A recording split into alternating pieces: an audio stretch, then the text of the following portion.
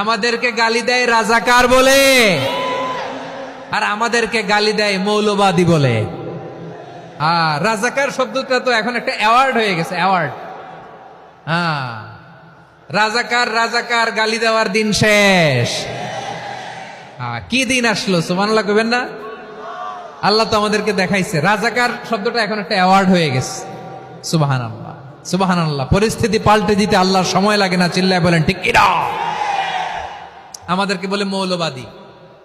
আমরা আসল কথা বলি, ভালো কথা বলি, দেশপ্রেমের কথা বলি, আমরা জনগণের কথা বলি, আমরা মা মাটি ও মানুষের কথা বলি, আমরা ইসলামের কথা বলি, আমরা দেশের সমৃদ্ধির কথা বলি।